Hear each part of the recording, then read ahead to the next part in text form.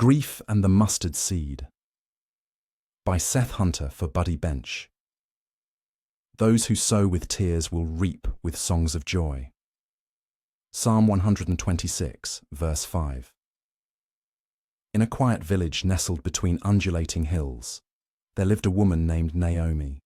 She was known for her kindness, her laughter, and the warmth she shared with those around her. But one day, grief came to her home, silent and uninvited, when her only son fell ill and passed away. Overcome with grief, Naomi could not accept what had happened. She wandered through the village in despair, seeking anyone who could bring her child back to life. She knocked on every door, pleading with healers, wise men, and elders.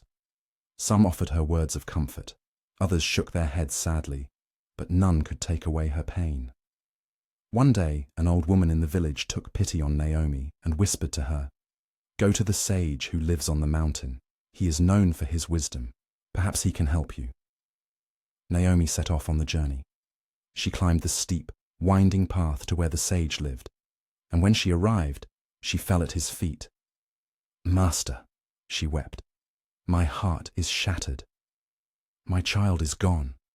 Please, bring him back to me." The sage looked at her kindly and said, "I cannot bring back the dead, but I can show you a way to find peace." "Tell me what to do," Naomi begged. "Go back to the village," the sage said, "and bring me a single mustard seed from a house that has never known grief. With that seed, I will help you."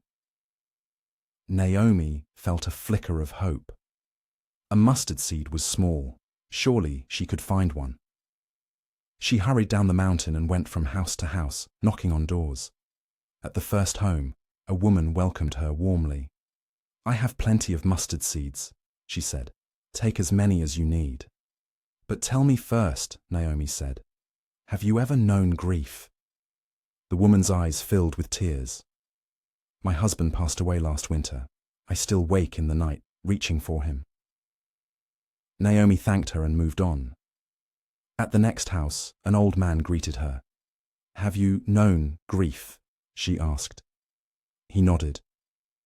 "I lost my daughter in childbirth many years ago. I still speak to her in my prayers." Naomi thanked him and continued. From house to house she went, asking the same question, and in every home she found stories of grief. A lost mother, a beloved brother, a child who had died too soon. Everyone, it seemed, carried grief in their hearts. As she listened, something changed within Naomi. She saw how people bore their grief, how they continued on, how they still laughed, loved, and lived despite their losses. She saw how they comforted one another, how their grief softened into acceptance and compassion. At last, as the sun was setting, Naomi sat by the village well. She realized she had not found a single mustard seed from a household free of grief, but she had found something else. She had found a sense of shared understanding and common experiences. She no longer felt alone in her grief. She climbed the mountain once more and stood before the sage.